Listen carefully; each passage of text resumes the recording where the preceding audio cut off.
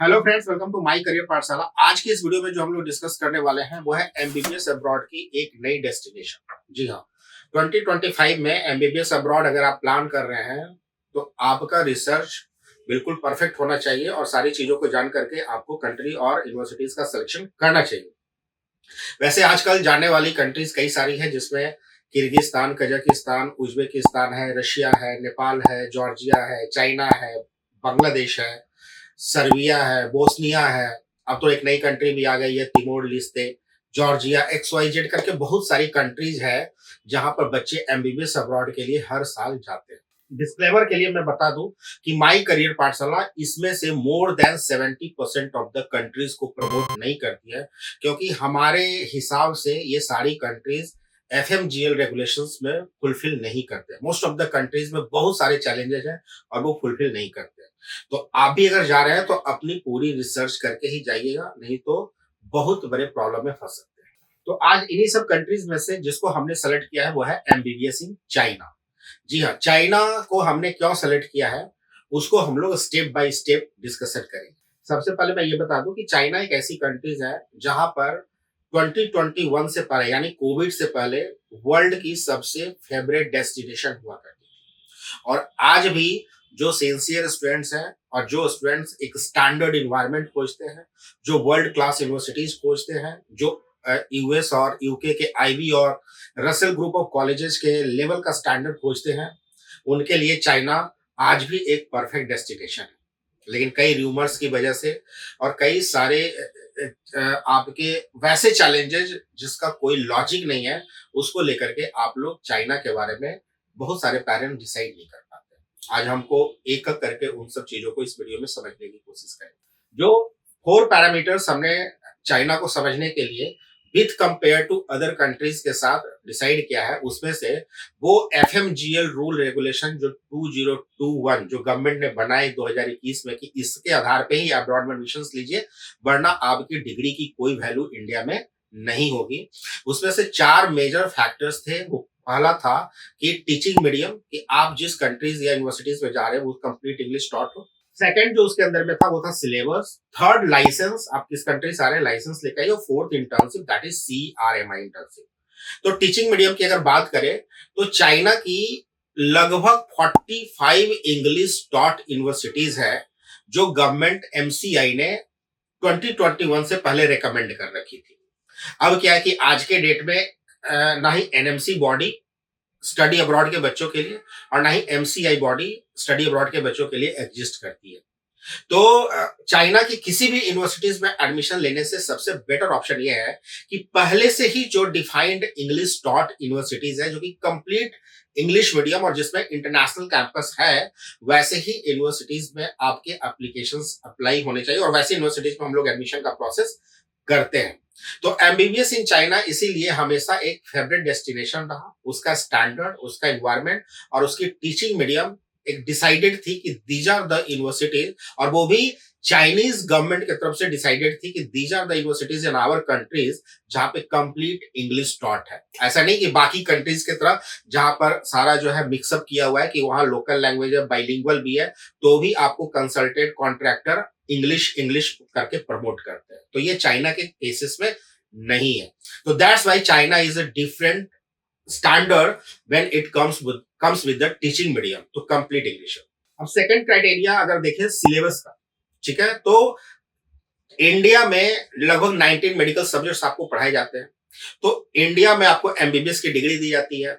नेपाल और बांग्लादेश में लगभग सेम इक्विवेलेंट सब्जेक्ट्स पढ़ाए जाते हैं इंडिया के जैसे ही, और यहां भी एमबीबीएस की डिग्री दी जाती है। ये 3 कंट्रीज में जो सिलेबस फॉलो होते हैं वो same syllabus as it is China के अंदर में भी पढ़ाया जाता है। सिर्फ एक सब्जेक्ट मुझे लगता है जेनेटिक्स का, वो अलग से है चाइना की यूनिवर्सिटीज में। अदरवाइज 19 कंप्लीट मेडिकल सब्जेक्ट्स जो इंडिया में आप पढ़ते हो वो सिमिलर सब्जेक्ट्स आपको चाइना में भी पढ़ने को मिलते हैं। और साथ में जो डिग्री आपको इंडिया, नेपाल या बांग्लादेश के कंट्रीज में एज एमबीबीएस मिलती है, वही चाइना में भी आपको इंग्लिश टॉट प्रोग्राम के अंदर में एमबीबीएस की डिग्री मिलती है। जबकि बाकी कई सारी जो CIS रशियन कंट्रीज हैं उसके अंदर में आपको MD की डिग्री दी जाती है। एमबीबीएस की डिग्री नहीं है वो, हालांकि वो एग्जाम पास करने के बाद इक्विवेलेंट टू एमबीबीएस हो जाता है। तो यह एक एडिशनल बेनिफिट है कि आप चाइना से पढ़ करके आते हो, एफएमजी क्लियर करते हो, तो आप एमबीबीएस ही मेंशन करते हो। इसके अलावा आप सिलेबस के टर्म में in comparison with other countries देख लें, तो मोस्ट ऑफ द कंट्रीज के, खास करके जो सीआईएस कंट्रीज है या बहुत सारी कंट्रीज जिसका मैंने नाम लिया, वैसी कंट्रीज में सिलेबस इंडियन गवर्नमेंट के साथ जो डिफाइंड सिलेबस यानी एनएमसी के जो सिलेबस डिफाइंड है उससे बहुत ज्यादा का डिफरेंस है, मिसमैच, और आज तक वो क्लैरिफाई नहीं हो पाया, फिर भी बच्चे जाते हैं। ठीक है। इसके अलावा थर्ड जो है वो है लाइसेंस का पार्ट। चाइना में लाइसेंस आपको मिलता है कंडीशन अप्लाइड कि आप अपने एमबीबीएस की डिग्री इंटर्नशिप कंप्लीट करने के बाद आप जो चाइना का जो लाइसेंस का जो एग्जाम होता है उसको आप देते हो। उसका एक ही ड्रॉबैक है जो बाकी कंट्रीज में भी है, वो है कि लोकल लैंग्वेज में होता है। मतलब आपको अगर चाइना में अगर लाइसेंस एग्जाम दे रहा है तो कोई भी कंट्री XYZ ये समझती है कि आप लाइसेंस का पेपर देने का मतलब ये है कि आप इस कंट्री में रह करके यहाँ के पेशेंट का ट्रीटमेंट करेंगे, प्रैक्टिस करेंगे। तो इसके लिए चाइना में आपको लाइसेंस का पेपर दिया जाता है। उसके लिए आपको चाइना में जो लैंग्वेज का जो लेवल है HSK 1 से लेकर के HSK 6 तक पढ़ना पड़ता है। अब ये HSK 1 से लेकर HSK 6 को लेकर के बहुत ज्यादा र्यूमर है कि बहुत टफ है और पढ़ना बहुत मुश्किल है। तो मैं बता दूं, ये एज इट इज उतना ही इजी लैंग्वेज है। अगर आपने अपने माइंड मेकअप कर लिया कि आप जिस कंट्री में जा रहे हो और उस कंट्री में एक अच्छा डॉक्टर बनना है, क्लिनिकल एक्सपोजर लेना है, तो आपको वहां पर लैंग्वेज से दोस्ती यानी लैंग्वेज से फ्रेंडशिप तो करनी ही पड़ेगी। And once you have decided and make up your mind, it's not going to be tough. बहुत सारे ऐसे बच्चे हैं जो चाइना में HSK 6 कंप्लीट करके वहां पे मास्टर्स करते हैं और यूके प्लान वगैरह का भी प्रिपरेशन साथ में कर रहे होते हैं और वो सारे बच्चे पास कर जाते हैं। मैक्सिमम अगर रेशियो की बात की जाए तो आउट ऑफ 10 8 to 9 बच्चे जो है HSK लगभग पास कर जाते हैं। अब HSK का एक सेपरेट वीडियो 1 से लेकर 6 तक के लेवल का मैं बताऊंगा और उसमें कैसे पास होता है, स्टेप 1 स्टेप 2 क्या होते हैं, वो सारी चीजें मैं कवर करूंगा। तो चाइना में लाइसेंस को लेकर के same as it is rule है जैसे बाकी कई सारी कंट्रीज के अंदर में है कि आपको वहां पर एग्जाम एमबीबीएस कंप्लीट करने के बाद आपको उस कंट्री का लोकल लैंग्वेज में लाइसेंस एग्जाम देकर के पास करना पड़ेगा। अब चाइना के अंदर में एक अच्छी बात, एडिशनल एडवांटेज क्या है, किसी अदर कंट्रीज में अगर आप लाइसेंस का एग्जाम पास कर लेते हो तो वहां पर इनकम यानी सैलरी उतनी अच्छी नहीं है। मतलब वो इक्विवेलेंट टू जैसे इंडिया में जैसे 65 to 70,000 रुपीज मिलता है, सेम पैकेज वहां पर मिलता है अदर कंट्रीज में। लेकिन कई सारी कंट्रीज में ऐसे है कि $200-250 से ज्यादा नहीं मिलता। लेकिन चाइना के अंदर में अगर आप लाइसेंस एग्जाम पास कर लेते हो और वहां अगर आपके माइंड में ये है कि आप उसी कंट्री में रहकर सेटल होकर के पढ़ना चाहते हो, तो आपको on an average 3 to 3.5 lakh rupees minimum salary per month के हिसाब से आपको एज ए पैकेज मिलती है, जो कई सारी कंट्रीज में यह एनुअल पैकेज के रूप में होता है। तो एक एडिशनल एडवांटेज है चाइना के अंदर में। ठीक है। अब जो लास्ट फैक्टर है वो है इंटर्नशिप का। जी, CRMI इंटर्नशिप, इंडियन गवर्नमेंट यानी एनएमसी ये कहती है कि आप जिस कंट्री में भी जा रहे हैं उस कंट्री से आप इंटर्नशिप यानी CRMI इंटर्नशिप करके आइए। CRMI इंटर्नशिप का मतलब ये हुआ कि रोटेशन बेस्ड इंटर्नशिप, मतलब 12 मंथ्स का लास्ट ईयर में आपका सेपरेट इंटर्नशिप हो, जैसे इंडिया के अंदर में होता है, जैसे नेपाल के अंदर में होता है, जैसे बांग्लादेश के अंदर में होता है, उसी तरीके का सेपरेट 12 मंथ्स का इंटर्नशिप चाइना के अंदर में भी होता है। और उसी तरीके से रोटेशन बेस्ड 2 मंथ्स आपको इस डिपार्टमेंट में, 3 मंथ्स उस डिपार्टमेंट में, 4 वीक्स इस डिपार्टमेंट में, इस तरीके के डिपार्टमेंटल जो आपकी क्लिनिकल जो शिफ्टिंग होती है उसी के हिसाब से इंटर्नशिप आपको मिलती है। तो इंटर्नशिप का वहां प्रॉब्लम नहीं है, आपको as it is CRMI internship ही मिलती है। अब इसके कंपैरिजन में कई ऐसी कंट्रीज हैं जहां पर इंटर्नशिप को लेकर के आज तक चीजें क्लियर नहीं है। वहां पर इंटर्नशिप के जगह आज भी क्लर्कशिप एग्जिस्ट करती है, जहां पर 6 ईयर कोर्स प्रोग्राम है। अब उसमें दिक्कत क्या है, प्रॉब्लम क्या है, वो क्या कहते हैं कि 4th ईयर, 5th ईयर और 6th ईयर से आपको 4 मंथ्स का क्लर्कशिप कराते हैं। अब उनका कहने का मतलब ये कि जब 6 ईयर आप कंप्लीट कर लेते हो तो 4 मंथ्स लेकर के 12 मंथ्स का ये clerkship is similar like internship. लेकिन एनएमसी ये कह रही है कि हम क्लर्कशिप को इंटर्नशिप का पार्ट कभी नहीं मानेंगे। और फिर से सुन लीजिए, एनएमसी ये कह रही है कि वो क्लर्कशिप को इंटर्नशिप का पार्ट कभी नहीं मानेगी।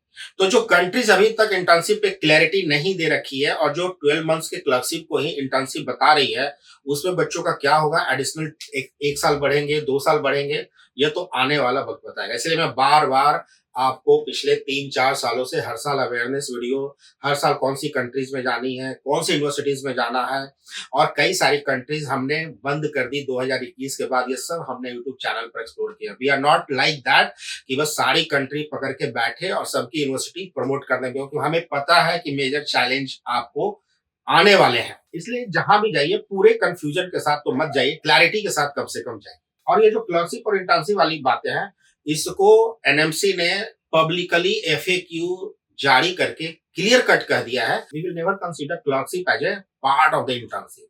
उनका ये कहना है एनएमसी का, क्लर्कशिप जो है वो आपके 6 ईयर के कोर्स करिकुलम सिलेबस का पार्ट है, that is not considered as a internship. तो इसीलिए चाइना में जो एफएमजीएल गाइडलाइंस के जो 4 बेसिक स्टैंडर्ड पैरामीटर, बहुत सारे पैरामीटर्स हैं छोटे छोटे, वो सब तो फुलफिल कर ही रही है, लेकिन जो मेन मेजर स्टैंडर्ड पैरामीटर्स है जहां 70 to 80% कंट्रीज फेल हो जा रही है, वैसे चारों पैरामीटर्स चाइना फुलफिल करता है। अब बच्चे क्यों नहीं जा रहे हैं फिर भी, क्या उनके जाने का मतलब जो संख्या है, मतलब जो नंबर काउंट है वो क्यों घट गए?